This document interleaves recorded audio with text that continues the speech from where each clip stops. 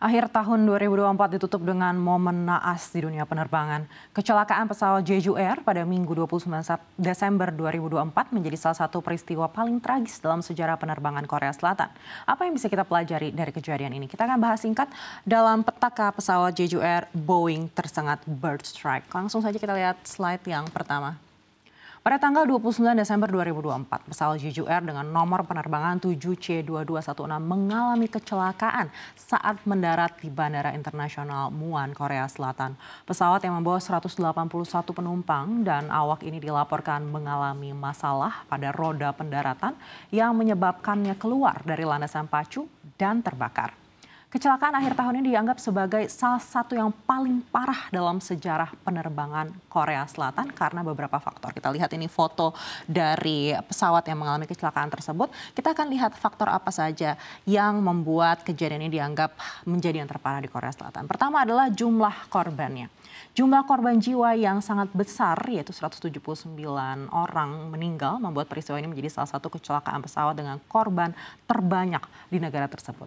Hingga pagi ini dikabarkan sudah 179 korban tewas dan 2 korban luka yang masih bisa diselamatkan. Berikutnya adalah dugaan penyebab kecelakaan. Dugaan awal mengenai penyebab kecelakaan seperti masalah pada roda pendaratan dan bird strike menunjukkan adanya sejumlah faktor yang berkontribusi terhadap terjadinya bencana ini. Ketiga adalah dampak psikologis. Kecelakaan ini menimbulkan trauma mendalam bagi keluarga korban, masyarakat Korea Selatan, dan juga industri penerbangan secara keseluruhan. Dan faktor berikutnya juga karena semua mata memandang dan menjadi perhatian media internasional. Peristiwa ini menjadi perhatian media internasional sehingga meningkatkan tekanan pada pemerintah dan industri penerbangan untuk melakukan investigasi yang menyeluruh dan mengambil langkah-langkah pencegahan. Salah satu faktor yang paling menarik perhatian masyarakat adalah dugaan dari penyebab kecelakaan yaitu bird strike. Kita akan cek slide berikutnya.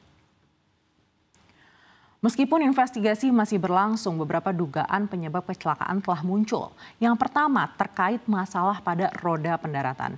Dugaan awal mengarah pada kerusakan pada sistem roda pendaratan yang menyebabkan pesawat tidak dapat berhenti dengan sempurna setelah mendarat.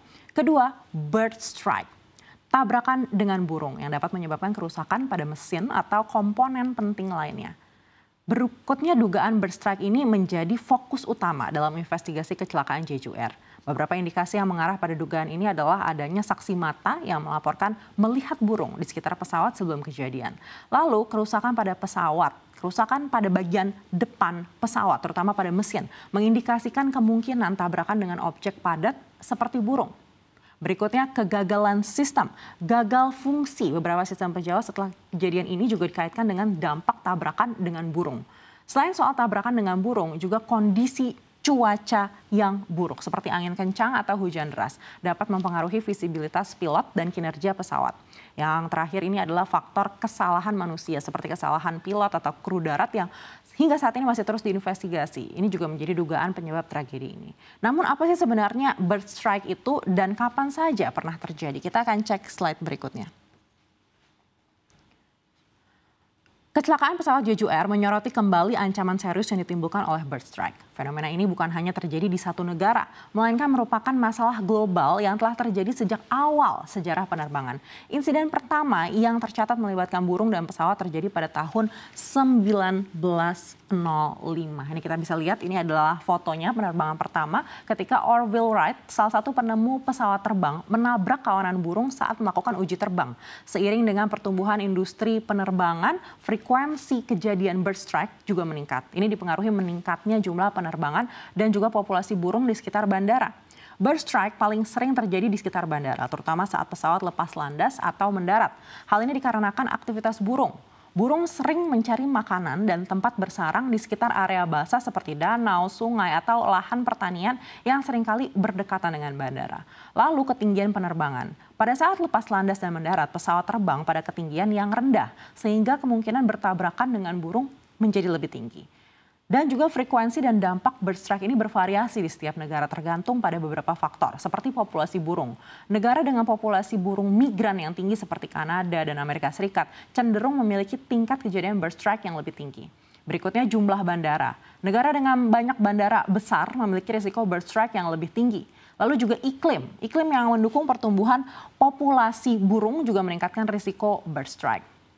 Dan untuk mengurangi risiko bird strike, sebenarnya berbagai upaya sudah dilakukan, termasuk pengelolaan habitat burung, yaitu mengurangi populasi burung di sekitar bandara dengan cara mengelola habitat mereka.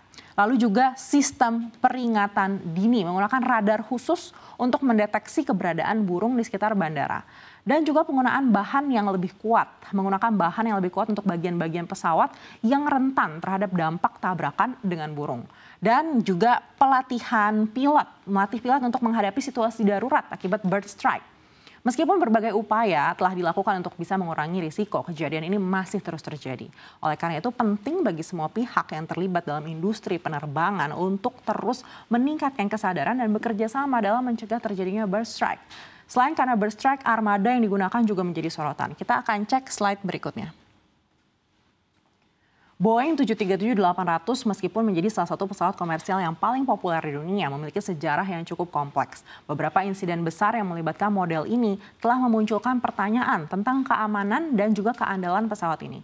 Sebelum kecelakaan Jeju Air, beberapa insiden besar melibatkan Boeing 737 ini telah terjadi. Yang mungkin paling kita ingat itu adalah kecelakaan Lion Air JT610 di tahun 2018. Ini menjadi salah satu insiden yang paling tragis, melibatkan sistem anti-stall yang mengalami malfungsi, menyebabkan pesawat jatuh ke Laut Jawa.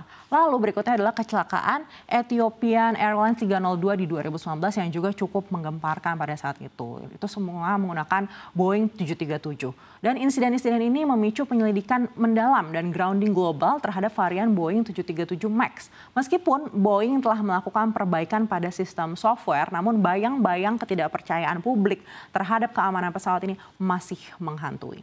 Dan juga memang model yang terlibat dalam kecelakaan Jeju Air ini beda ya dengan Boeing 737 MAX. Namun adanya sejarah di insiden sebelumnya membuat publik semakin waspada.